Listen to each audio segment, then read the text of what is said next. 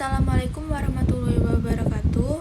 Baiklah, perkenalkan nama saya Fevita Dwi Arianti dengan NIM 2404236. Di sini saya akan mempresentasikan mata kuliah statistik sosial tentang metode, distribusi sampel, validitas dan reliabilitas.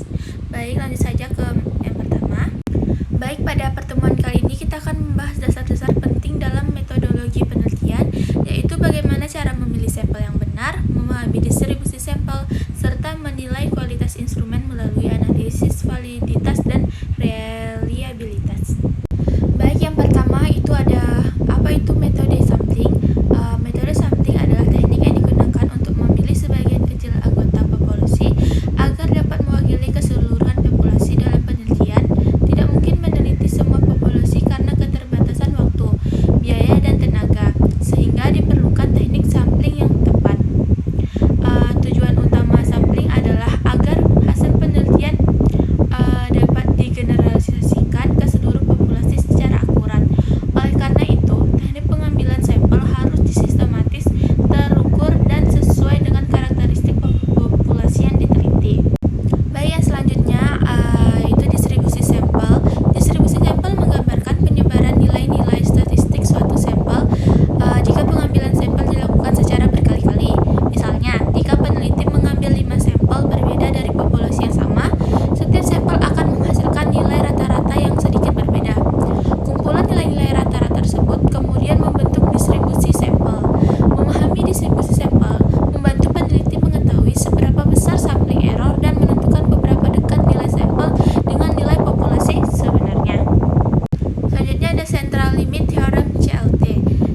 Teorema limit tengah atau CLT menyatakan bahwa ketika ukuran sampel besar, biasanya N lebih besar dari 30, distribusi rata-rata sampel akan mendekati distribusi normal, meskipun data populasi asal tidak normal.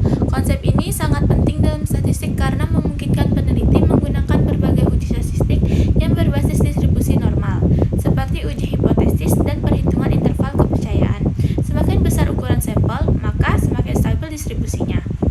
Baik, yang selanjutnya yaitu ada cara penarikan sampel atau sampling techniques. Yang pertama yaitu ada simple random sampling. Setiap anggota populasi memiliki peluang yang sama untuk terpilih. Teknik ini dianggap paling objektif dan bebas bias. Yang selanjutnya yaitu ada stratified sampling. Populasi dibagi menjadi beberapa kelompok kecil berdasarkan karakteristik tertentu seperti jenis kelamin atau tingkat pendidikan. Kemudian sampel diambil secara proporsional dari setiap strata agar lebih representatif. Yang selanjutnya yaitu ada cluster sampling. Populasi dibagi ke dalam cluster, misalnya berdasarkan wilayah atau institusi. Beberapa cluster dipilih secara acak dan seluruh anggota dalam cluster tersebut diteliti. Dan yang terakhir yaitu ada systematic sampling. Peneliti memilih sampel berdasarkan interval tertentu, misalnya memilih setiap responden ke-10 dari daftar populasi. Teknik ini mudah digunakan dan efisien.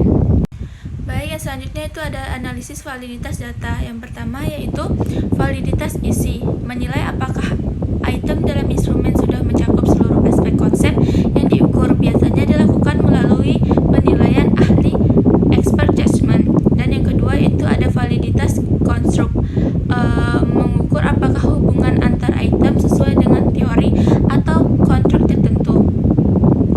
Ini sering diuji menggunakan analisis faktor. Dan yang terakhir yaitu ada validitas kriteria, membandingkan hasil instrumen dengan ukuran eksternal yang sudah dianggap valid sehingga tinggi kesesuaiannya semakin valid instrumen tersebut. Baik, yang selanjutnya itu ada analisis reliabilitas data. Reliabilitas adalah tingkat konsistensi suatu instrumen ketika digunakan dalam kondisi yang sama. Instrumen yang reliable menghasilkan data yang stabil dari waktu ke waktu. Contohnya yaitu ada yang pertama ada Cronbach alpha, dan yang kedua ada test retest, dan yang ketiga ada split half. Baiklah, kesimpulannya, metode sampling, distribusi sampel, validitas, dan reliabilitas adalah komponen penting yang memastikan peneliti berjalan dengan efektif dan menghasilkan data yang dapat percaya. Sampling membantu memilih bagian populasi secara dan untuk menganalisis statistik yang lebih akurat. Sementara uji validitas memastikan instrumen benar-benar mengukur apa yang harus diukur dan diuji reliabilitas, memastikan konsistensi hasil. Jika semua komponen ini diterapkan dengan benar, penelitian akan menghasilkan data yang akurat, berkualitas, dan dapat dipertanggungjawabkan. Baiklah, sekian penjelasan dari saya. Jika ada salah kata, saya mohon maaf. Saya akhiri. Wassalamualaikum warahmatullahi wabarakatuh.